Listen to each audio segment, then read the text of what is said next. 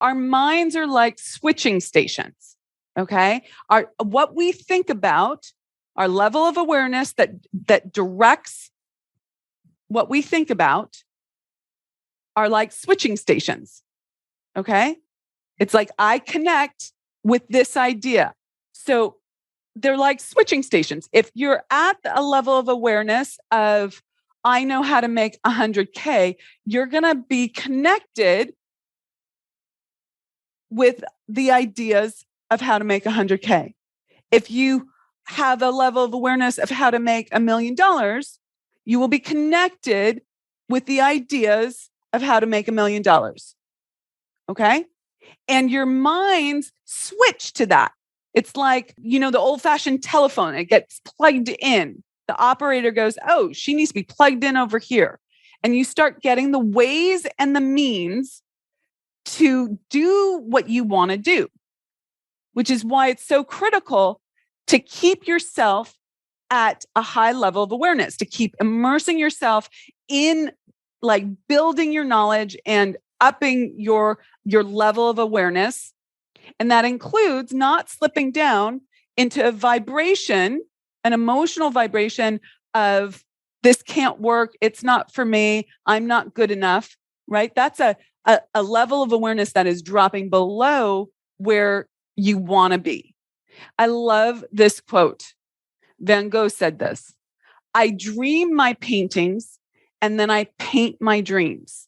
It's the idea that comes first. It's that download from the universe. I dream my paintings and then I paint my dreams.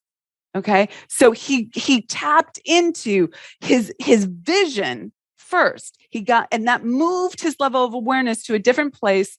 And then he had this vision, and then he took action on it. Then he paints his dreams. Okay. So you get this idea, it comes into you. You have a picture of it in your mind. You get emotionally involved in it. And then that causes you to take certain kinds of actions, and you get certain kinds of results. Okay? Spirit and the universe is moving through us. Always. These are the ideas coming into us. And then we have a desire. Oh, that feels good. You're in vibration with that new idea. Okay. And it shows up as a desire. And remember, we said desire is causative. Okay. This causes us to think new thoughts, and we have different feelings. And then we take different actions, and we have different experiences and results. And those different experiences and results, what do? They raise our level of awareness. And then we are at a different vibration. And then we connect with what the universe has for us at that higher level. Okay? So this is a constant loop. Okay? Okay. So this is what you want to be mastering. And it's so important to really understand how to manage yourself so that you are going to a higher level of awareness and know how to manage your inner game so that you are at a level of vibration, level of awareness that's going to attract the ways and means to call in what you want, not what you don't want. Okay. Now, if we go over here to the manifestation matrix for a second, you have to hold this in your mind. So in the beginning, there's a wobble. You don't understand how this works. Okay. You don't understand how to keep a clear idea in your mind and be able to get positively emotionally invested in it. Okay. So you go into this denial phase. Okay. But we want to skip that denial phase. That's not a place that's very productive.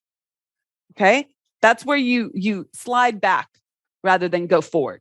And instead, we want to go desire, skip denial. If we have denial, we don't want to go into guilt and shame about it. We just want to acknowledge it and do the stop the spin out exercise that we did yesterday. Decide, no way, this is what's happening. I'm doing this. And then we have to be in 100% expectation of its fulfillment. That's how you stay in that energetic state. And I want to read to you something from this book again. The key to the law then is we are continually drawing into life what we give and expect. Remember, giving is the first law of receiving. So what we give. So if you're at a vibration of scarcity, you're giving scarcity, you're giving fear to other people. I am not in a vibration of scarcity. You do not feel that. That is not what I give to you. Okay? That's not what I give to my clients. The key to the law then is we are continually drawing into life what we give and expect. Whether we attract good or bad, it is governed by this same principle. You've probably made the remark, oh yes, it is just as I expected. And especially when some unpleasant condition or circumstance arose. You invited the condition just because you gave out the thought of expecting it. You can also expect good to appear on the same principle, and you can help it come to pass by the method of your preparation.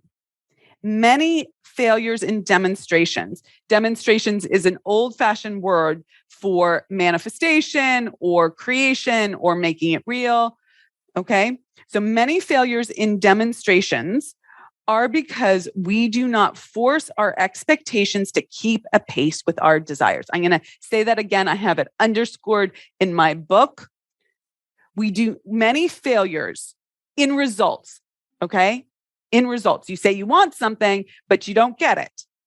Many failures in results, in demonstrations, are because we do not force our expectations to keep a pace with our desires. Now, he uses the word force there. I want you to really pay attention to that.